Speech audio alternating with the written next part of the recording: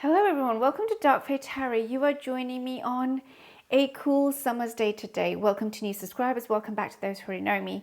So I have been a bit quiet on tarottribe. I think it's just been one of those summers where I just needed that time. I don't know what happens, there comes dips where I just don't want to film so much. So I appreciate that I'm only popping up every now and then to do reviews, but you know, I can try and do those at least. So today I finally am doing a review of the Herbcrafter's Tarot. If you're following me on Instagram, you'll know I have been working my way through this deck. This is a US Games deck. It retails around, I don't know, $25 perhaps right now. I bought it a really long time ago. I bought it like in 2020, I think, or 2021. So I didn't spend that much on it. I can't remember. I did use it at the beginning of, I think, 2021, as some of you know, and somebody had passed away in my family and I just never did the review. I wasn't in the mood. And funnily enough, this summer, my fur baby passed away, as many of you know now, and this deck came back out again. So this deck and I have some kind of relationship, that's for sure. It's a US Games deck. It's quite large, actually, in its box. It's not huge, but it's very, yeah, it is. It's not one of their smaller type boxes. This is the inside of the box, and this is the guidebook. So yeah, it is mass market, very readily available, and it's a very well-known deck, very famous by now. The artist is Joanna Powell Colbert, who is also the artist for the Gaian Tarot. And this time we have a guidebook by Letitia Guthrie. And as memory serves me right, they actually did a series of workshops, and this deck was born out of a series of workshops. So that's quite interesting, many years ago. So these are the backs. As you know, there is that tiny copy print US Games on there, but you don't really see that much. And it has this white border. So let me put that to the side now, and then you can have a look. These cards have been placed in order. So I'm going to give you my initial impressions, and then we can talk about you know, pairings and so forth, and the guidebook. So first of all, I'm just going to flick through it as I talk, so you get an idea of the cards and my thoughts of working with this deck in terms of the art, first and foremost. So as you can see, these are actually, this is a painting, and I think it's a painting of a photograph, but it's not a photo. I know some people have thought that. It's not a photograph. It is sometimes a little bit pixelated. I do have to say that, but to me, I love the softness and the gentleness of this deck. So, you know, and I could be wrong in saying that, because here you don't see it so much. So it just varies from card to card. I think it's beautifully done. And the one thing I want to say is that the author and the artist, I think, must have had a great working relationship, probably from the workshops and so forth, because the attachment of the actual flower or the herb to the key is just amazing, and we're going to look at that in a bit. But anyway, I'm babbling on. Let's go through the cards. So as you can see, we have beautiful herbs and flowers here, plants, trees will crop up as well. It's just, and ceremonial aspects. I do think that there's an influence of what I understand of more the native aspects of Northern America, as well as the Spanish influences. So I do believe that this deck is really, really a very, how can I put it, a grounded deck. It has influences of South America as well, from what I understand. This deck has just, it's been done in an amazing way. I don't know how else to put it. Now you can see how much work has gone into not just the plant or the herb for that specific key, but the setting up. So here we have like the cacao in its mug, we have the beans, we have a statue there, we have just these flowers here, the way that the wreath is laid out, there's a story behind that. Again, this mandala, a story behind that for the Chariot card, using the cedar as the main protagonist for this card, the main herb. So yeah, I think it's just beautifully done. There's honey there with that garlic, just gorgeous. The other thing that you're going to note straight off here is that you're seeing some very wintry cards. So this deck has done very, very well in being all round seasonal. It really encapsulates that spring, summer, autumn, and winter. It's a deck that you can use, as mentioned, for all the Sabbats, all the way through the year. I think that's one of its blessings, that it's not really stuck to one specific Sabbat or one specific season. I really, really love the fact that it's so culturally well imbued. Subtle references, yet it really goes to the strength of the earth. I think that again, the artist really worked very, very well on this project in embracing not just actually the depictions of the herb, but just, you know, the layout. I love these kind of like overhead views of the food or the herb. Here we have, of course, is the tower, the mushroom. Again, now we're in the forest, we're foraging. So, you know, sometimes we have mandalas that have been laid out here again with the star, with the moon, with datura. I love that word. Datura is the flower, it's moonflower from what I understand. And here you can see the phases of the moon that they've laid out. These, I don't know what they were before, and then I found out that these are blood vials. Well, they're not blood, but they're vials with this red liquid of St. John's wort. Again, very beautifully done. And you know, St. John's wort, it's the sun. It's meant to be re-energizing. It's a great herb for those who are in perimenopause, actually. So they really thought about it. This is, of course, basil or basil, tulsi in India, and again they have also included the Indian heritage aspects because they called it tulsi, and it's just beautifully done. And of course, that's a holy plant in India. We have in the back garden of my parents' home. They actually, well, we don't have a back garden. We have a courtyard, and we have a tulsi plant. So yeah, I'm very familiar with that. We have a magnolia plant as well. So this is the world card, Pachamama. Just I really cannot say enough. And you can see here the world, and we began with the Fool, so you can see here now the story and the journey that's going on here. So yeah, I just think that so much work has gone into this allocation of herbs to the right key. Here's the Ace of Fire, Mullein, and as I've worked through it, I've really got to understand why they paired that herb with that key. And what I can do. You know, there's a jumping off point here. This is 2 of Fire, Bee Balm. I love the herbs that they have here. 3 of Fire. So we're going through the wand suit now. So it is again a very elemental deck. 4 of Fire here. We have an altar space. What looks like, I think that might be a Mary, one of the Marys there, Virgin Marys there. Beautiful, right? This is the 4 of Fire, so the 4 of Wands. So we're getting a blessing for the home. Just so lovely. 5 black kahosh. Very, very good again when people are when ladies are menopausal. So yeah, I think they've just really worked on the 6. There's the 6 of Wands there. 7 of Fire. Cinnamon. This is when we make a stand, right? This is when we make a stand for ourselves. Here's our 8 of Wands, ginger. Very, very appropriate there. That spark. 9 of Fire, wild cherry. Yeah. Here's our 10 of Fire, comfrey. And I'm mentioning this is California pop. I'm mentioning, so the higher is the page traditionally, or the princess. By the way, we're going to look at the guidebook because it is interestingly laid out. So I love that here, these are young hands. If you look really, it's young hands. And then we have the Adelita, which are the knights or the warriors. Cayenne here, cayenne pepper. The Madre of Fire is, of course, our mothers or the queen energy, time. Again, it's called something different in the guidebook.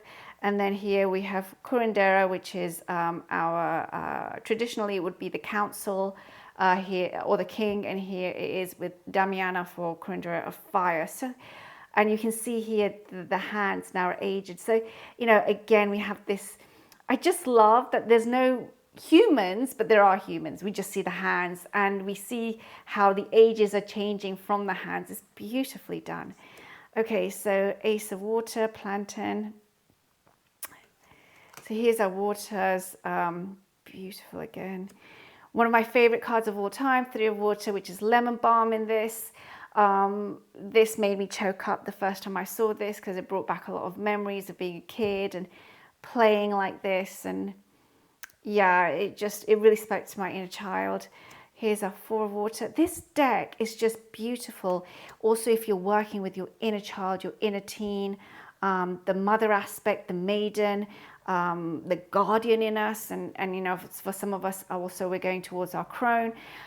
This deck is just beautiful in embracing those ages that we go through, especially regarding aspects such as wisdom, but also fertility, our role in society. 6 of water, barrage. 7 of water here is batch. So yeah, 8 of water, Valerian. Love that as an 8 of water.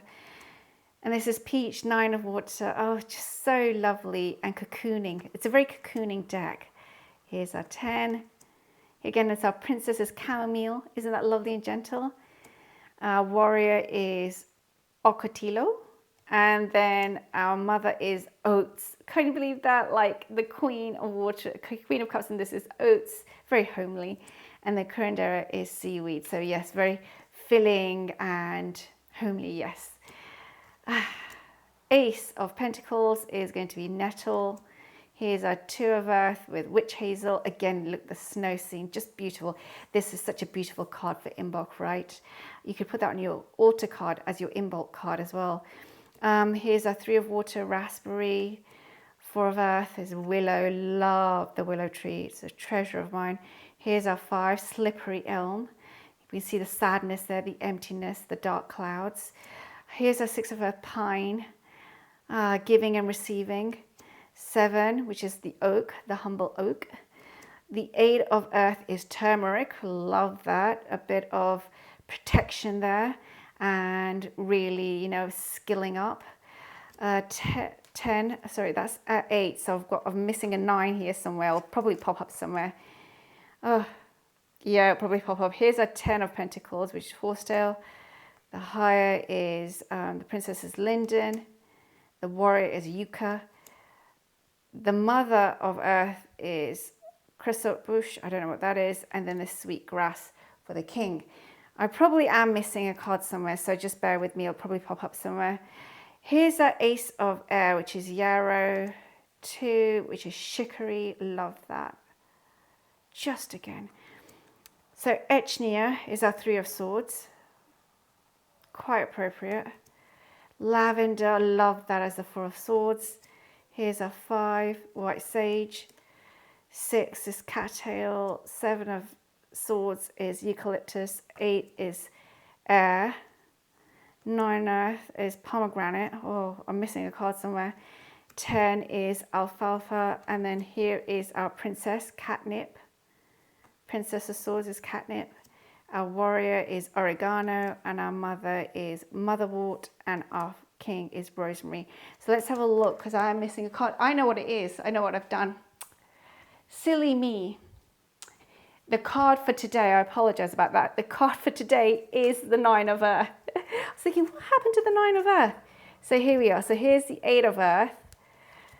And here would have been our 9 of earth. No wonder. I was thinking, what happened there? Here's our 9 of earth. So apple. Isn't that beautiful? That was my card for today. Abundance. So you can see here just how wonderful this deck is. Now I'm going to mix them up because we're going to do some pairing. So I thought it would be nice to just give it a bit of mix. See, this is what happens when I'm not paying attention. Now I've got them all mixed up here. Hold on one moment while I sort this out. Oh, okay. So then that's going that way around. These need to be this way around. Okay, now I've got it right. So let's put these together. So do you have this deck, or are you thinking of buying this deck? Is it on your wish list? I cannot rave enough about this deck because the guidebook in this deck is just absolutely amazing. We're going to have a look at that. So let's pick a card randomly and we'll have a look at the guidebook, and then you can get a feel for what you get from this deck. Okay, so let's pick a card. Pick something randomly. 3 of earth, raspberry. So that would be 3 of pentacles traditionally. So this is the guidebook. Now, I think that they've done an excellent job. Here's the introduction. And then they talk about the correspondences. And let's go to the 3 of earth. Now they are put together, so all the 3s are together, all the 5s are together, so forth. So here's calendula. No, that's 3 of 5. Sorry, hold on. 3 of earth is here, raspberry, rubus idius. Fill your basket with companionship and collaboration. Nourish your body, savor simple pleasures. So it says here, baskets of juicy red berries sit on the grass on a bright summer day. 2 rows of raspberries extend down a clover-filled path towards the foothills of a verdant mountain. The bushes overflow with flowers and fruit. The ripe ones come easily. Cedar trees line the boundary of the land. The sky shines blue with small puffy white clouds. Company brings joy to hard work. You have responsibility to tend to the abundance you have been given. There is much to do with fruitful raspberry, jellies, pies, syrups, vinegars, baskets, and medicine. Teamwork multiplies productivity. Invite others to join you. Clear expectations and agreements. As first-year raspberry canes create the foundation for second-year canes to fruit, create value for a strong legacy. How amazing, right? That's telling us this is like the foundations towards the 10 of Pentacles, actually. Together with your community, you can build a strong legacy. Raspberry tea, rich with minerals, tones weakened tissues and energizes the body. You are competent and up to the task, but keep yourself strong. Also, raspberries are just plain delicious. Remember to enjoy the sweetness of life.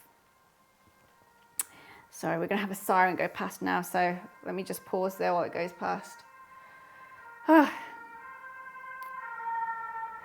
So it says here, crafting with the 3 of earth.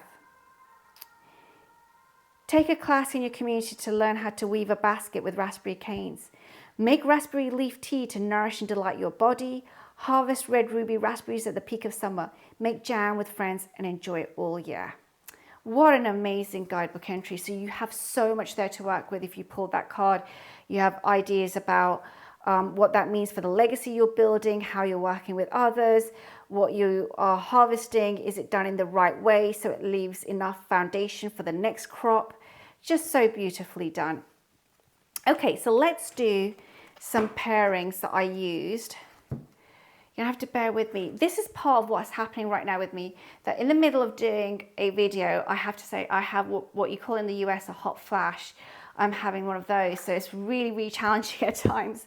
The first one I'm going to show is with the Southern Botanical Oracle, which is by Stacey Williams, NG. She is, of course, an independent artist, so I did purchase these decks some time ago, but I decided to use them with this specific Herbcrafters. So here you go. So I'm just going to pull them randomly and have a look. So here we have 10 of Cups, red clover, and here we have angel root, receptivity, female essence.